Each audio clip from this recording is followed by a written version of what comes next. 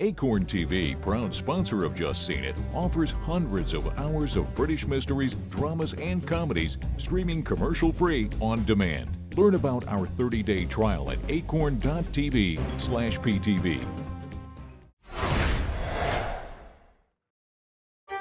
Before World War II begins, Liesel is sent to live with foster parents. From now on, you call me Mama, yeah?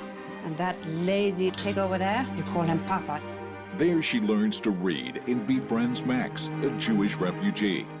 The family bands together to protect Max from the Nazis in The Book Thief. Hi, I'm Aaron. I'm Brenna. And I'm Zorianna. Up next, we have The Book Thief, starring Emily Watson, Geoffrey Rush, and newcomer Sophie Nelisse. We've all just seen it. Aaron, what'd you think? The book that the screenplay is based off of is written by Marcus Zusak. And the adaptation was done by Michael Petroni, who has worked on some interesting films in the past. Chronicles of Narnia, Voyage of the Dawn Treader, The Right, Queen of the Damned. He's got an interesting set of credits under his belt.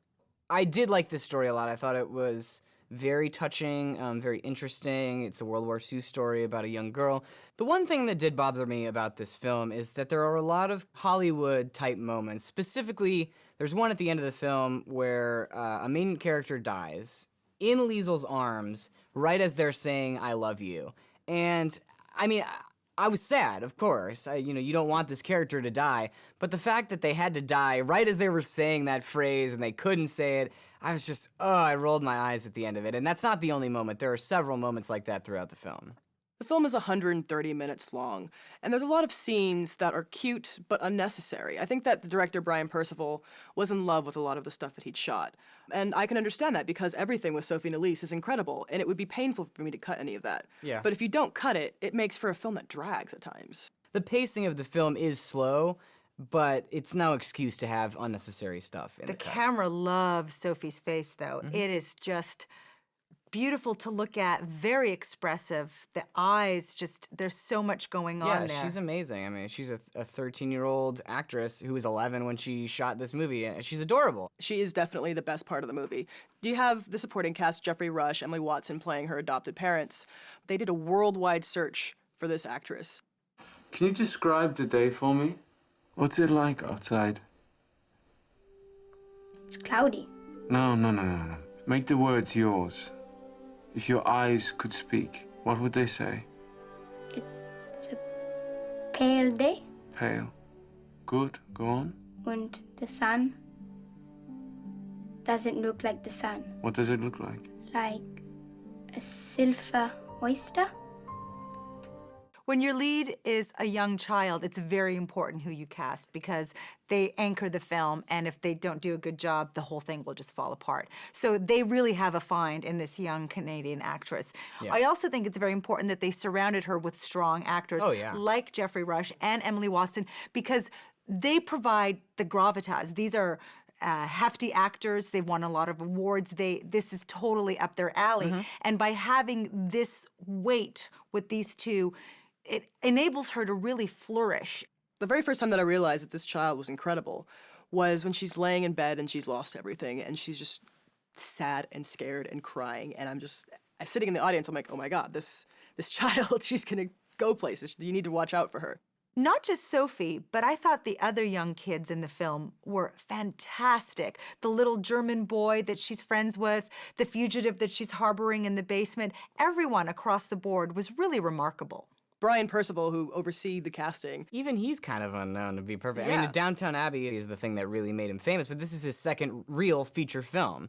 And the team that he has assembled is kind of crazy. I mean, his cinematographer makes such an amazing use of colors, really accentuates the reds of the Nazi uniform and symbol and the grays of the town and the weather. It's so amazing, not to mention that John Williams did the score, which makes any movie better no matter what. Yeah, because normally John Williams is like permanently attached to Spielberg. Yeah, and he gave the movie a very Spielberg quality to it. I actually thought a few moments while I was watching it, oh, this is kind of Spielberg-y, and I guess it was because of John Williams. I thought it really addressed the horrors of the Holocaust in a subtle way, and instead of focusing on all the bad stuff that happened, we actually got to see some good that emerged out of it.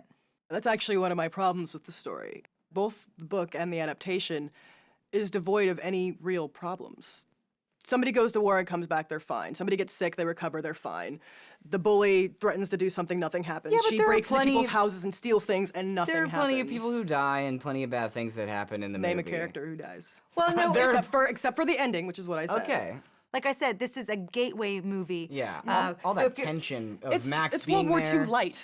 Yes, what but it if you're is. going to But talk it's more to- psychological. It I happens. understand I- what you're saying. I think you're saying that because it's a muted version of the horrors, that you're not emotionally responsive. Had it be like Schindler's List, where you're seeing these horrors. You're not with the as emotionally pianist. responsive, but you still are. Yes. The Book Thief is World War II light. Sophie Nelisse is fantastic, but she can't make up for the lack of strife or the film's desperate need to be edited. So I say stream it. Despite a few cliche moments, I did enjoy The Book Thief quite a bit. It will hit you in the feels, so be warned. I say see it. The Book Thief is a movie that sees the positive side of a terrible tragedy and handles it with delicate sensitivity, not to mention some fantastic performances, so I say see it. All right, well, our votes add up to 2.5 tickets, which is I see it for The Book Thief. Cheers! To stealing books! Yay! What does QT stand for? Cutie. Oh.